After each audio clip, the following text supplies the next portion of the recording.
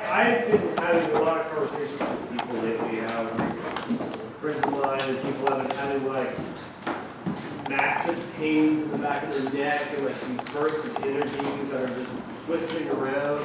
And someone told me they heard it's because of the solar flares that are actually like charging and hitting their bodies and reacting to it. There's been mega sunstorms happening, you guys, like ones that are bigger than they've had happen in a long, long time.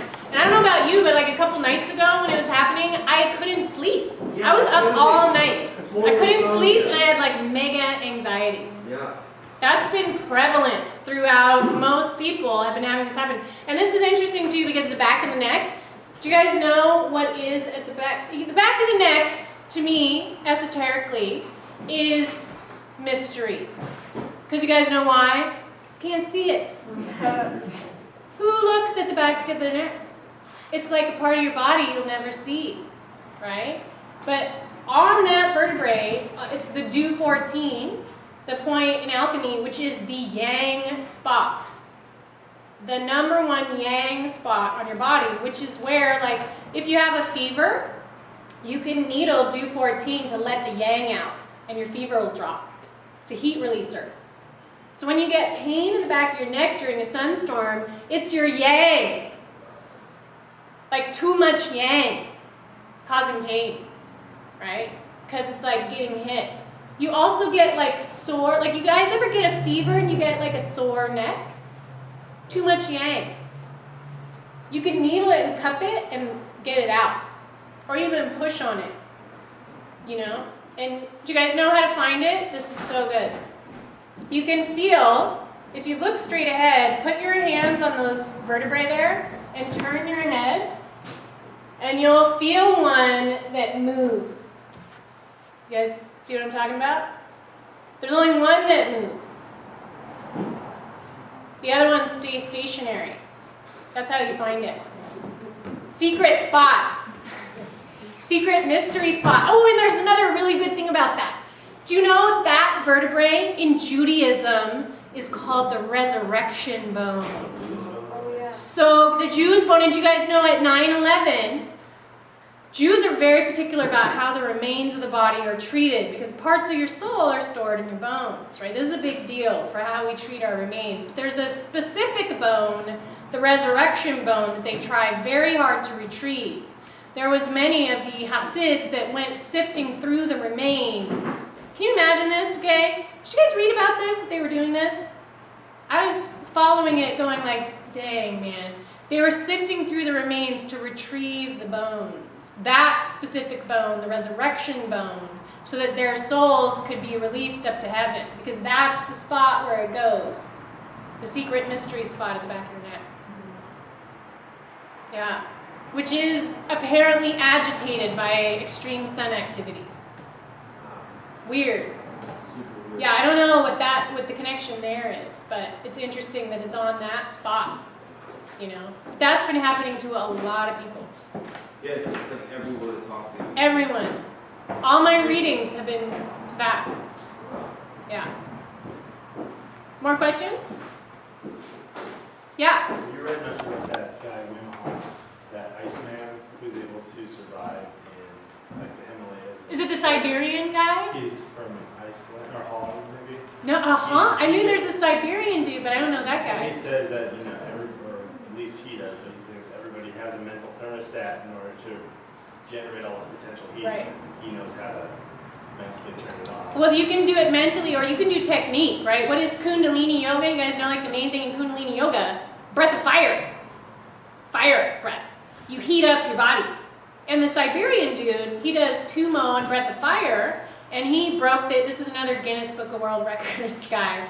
He broke the world record for being able to be submerged in ice water for the longest period of time without having his body temperature drop a single degree. Crazy. That's some Jesus son business right there. Because he was able to make so many bombs go off in his body that his body temperature was consistent. But somebody doesn't know how to make the bombs go off, you're going to freeze to death in that water. But this dude doesn't freeze to death in the water. The Holland guy, he knows how to make his bombs go off, so he's not going to freeze to death up there. Crazy, huh? Yeah, very strange. Yeah. You always bring up so many points. I can choose a question. Yes. I'll just choose a couple or one. Yeah, there's the, when you asked me earlier, before, like, with everyone, if you had, any odd experiences. Yeah. But the Kundalini experience, which I later found out that's what it was, I've been having those my whole life, actually. From, I used to do it different ways, but, yeah, I mean, Yeah, a lot of people it's really hard to have it and they describe don't know what what it it is. is. Yeah. to other people. It's like a very, yeah, I mean, the only other thing is if anyone's ever had passed out or had a seizure, it's actually, I've had kind of Yeah, seizures are another good example of potential energy getting released. I have That's a bomb in your body. I have this condition, they used to call it vasovagular. It doesn't happen to me anymore, but when I was younger, if I was like in pain or something, I would make like this subconscious decision to kind of like leave, and I would have a seizure, like apparently like a other physical people. seizure? Yeah, that's what people would, see what was happening. What was happening inside my consciousness was much, was different. Right. It was like, and that's kind of similar to Kundalini, actually respond. Yeah, epilepsy is very interesting to me as well. And so, a lot of epilepsy will get triggered by light. That's one of the common triggers for epilepsy, which I think is very interesting. And a lot of seizures, too. Some of it's chemical, some of it's, they don't even know. You guys know, they don't even know about epilepsy. They don't even know what it is or why it happens or what's going on. But it all, it's like with your spine. Yeah. Yeah. All that nervous system business, and I've Nervous mentioned this system, before, yeah. they don't even know how anesthesia works. You can look at this on Wikipedia, they'll say, yeah, anesthesia, no one really knows how it works. We just do it and it goes. But they can't figure out the mechanism. The mechanism remains unknown in anesthesia. So with that same sort of subtle control idea, like I could do it right now. I mean, I found an easier way to, in the Kundalini Yoga, they always teach you to do a quick breath. And Right. then have equal inhale and exhale and have bring the Kundalini up that way. Right, that's breath of But fire. what I was doing from a young age and scaring the heck out of myself is just taking a lot of oxygen in, just stuffing my body with oxygen. Yeah. And then kind of the whole thing is with the nervous system is reaction. So instead of reacting, I just waited. You just wait kind of, and then you'll have. Well, it's holding the breath is a big technique. So in the yogi techniques for controlling your bombs, you guys know what it is? Mostly breathing techniques, which breathing involves, again, oxygen, right? The fuel. But the point I was going to say is, like, there's this point, right? It's like stopping a sneeze or a lot of things. They're like autonomous reactions, but within the Kundalini thing, there's like, all these weird switches and decisions like you make where you're like whether to react to it or not. And I know that sometimes I would pass out and sometimes I would, anyway. Yeah. But, Yeah. Other questions? Yeah. Hi, John. Hi. Do you think that the fusions and fissions that happen within an individual being be entangled and correlated across separate individuals? Absolutely. That's a relationship, right? I mean, it's like chemical reactions have catalysts, right? So you can have a potential bomb inside that could only get triggered by a certain person, right? So now, like fission or fusion that's just been hanging out like that snake in there, sometimes only a person can trigger it, right? And a lot of times it could be for good or bad, right? There are some people that make our face light up. And there's some people that drain the energy out of the back of our necks, right? You guys know when you meet a bad person, you know what happens? Where do you feel it? Back of your neck, the hairs stand up. That just gave me goosebumps when I even said it. Right? So you have, that's a good example. Or even groups of people. Like, look at singing together, being in a band. Look at Led Zeppelin. Led Zeppelin's a really good example of a catalyst between a group of people that set off bombs. Some of those people had been in other bands before, right? Sure didn't see that in the Yardbirds. Look at the Yardbirds compared to Led Zeppelin. Okay, talk about potential energy. Okay, that was only released when the catalyst was present. You can date like 50 people and feel nothing, and then there's that one that's the nuclear bomb, right? So yeah, it's potentiation requires that kind of fuse to get lit, or the catalyst present, or something to happen.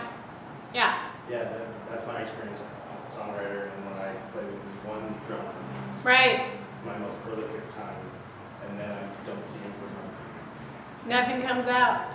You Yeah. find that when you're speaking as well. Totally. Yeah.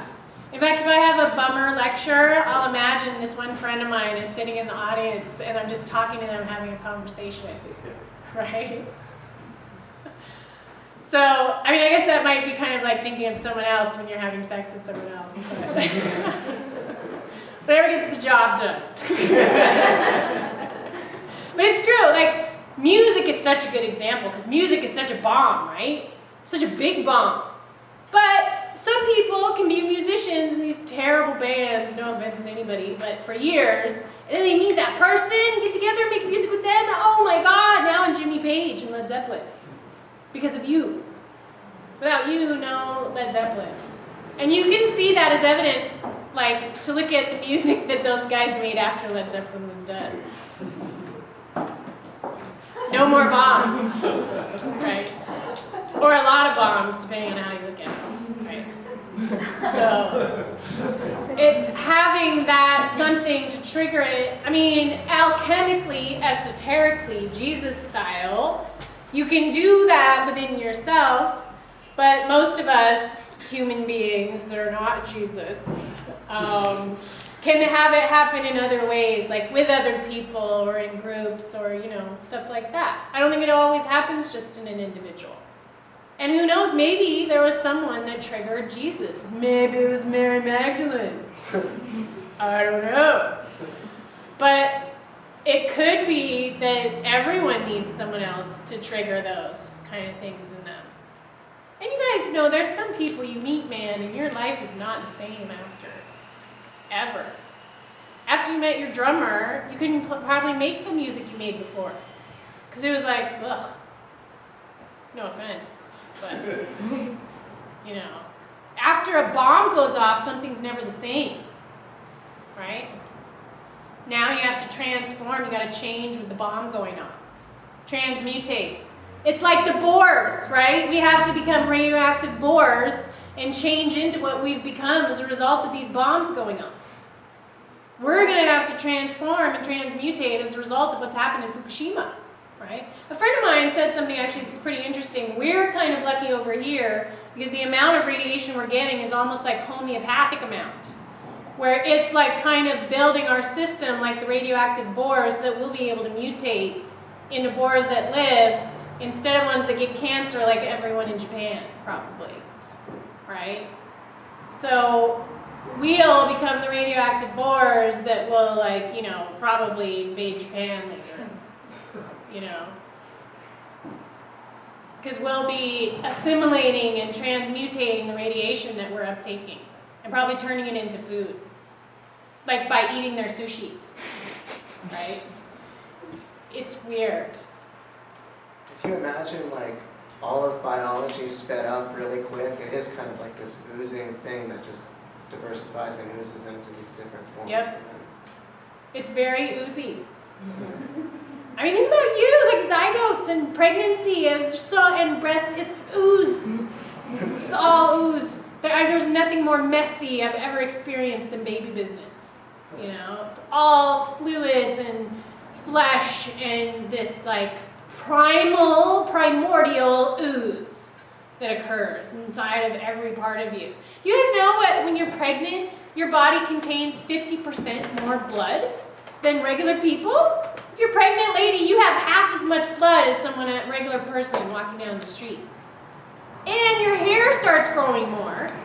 You get like all this mega hair, and then after your baby's born, it all falls out, and you feel like you're going bald, and you're like a crazy person. So all this stuff they never tell you about, that you find out about when you're pregnant. Most of it has to do with ooze and uncomfortable situations, followed by the terrifying mechanism of actually getting the person out of your body, right? But yeah, it's biological activity. We don't really consider it until we're put in some kind of position where we're forced to, either by crisis or, some kind of thing happens that makes us uncomfortable, and we have to look into what's going on in there. So while you guys are thinking about turning your faces into light, think about other things that are happening inside of your body. Okay, thanks you guys. That was great. Happy Mother's Day.